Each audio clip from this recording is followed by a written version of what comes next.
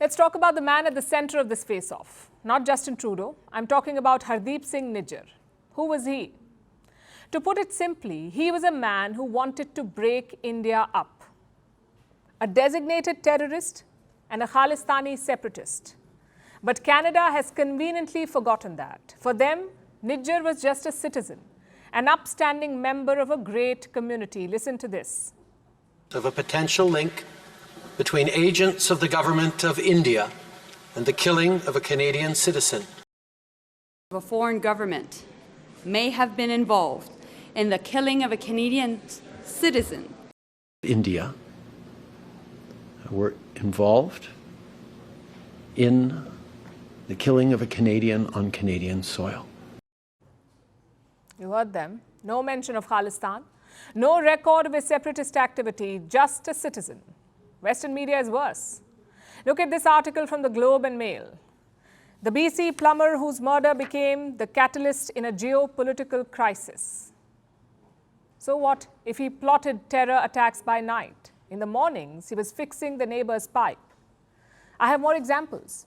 Global News calls him a prominent advocate for Khalistan. The Guardian calls him an activist. A BBC article says Nijjar moved to Canada in 1997. Now, I must say, moved is an oversimplification for what he did. Nijjar went to Canada on a fake passport. His asylum request was rejected by Canadian authorities. Does the BBC mention that? No, it doesn't. Not here. All of these articles follow the same template. They even use the same words. A Sikh leader, an activist for an independent state, and a plumber.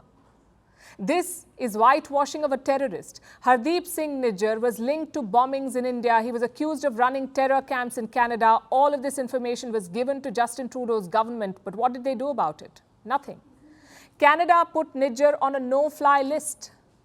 That is the punishment for trying to break up a country. You get put on a no-fly list.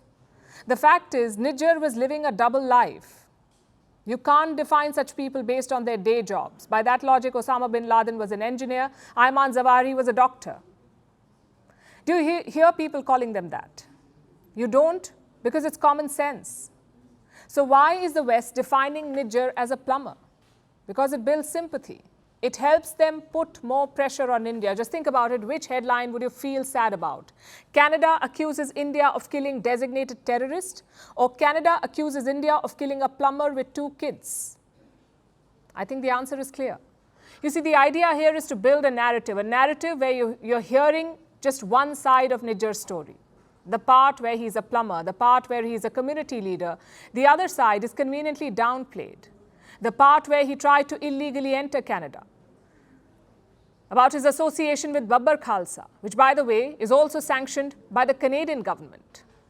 The same group blew up a plane in 1985. It is the biggest terror attack in Canadian history. Yet, Nijjar was just a plumber.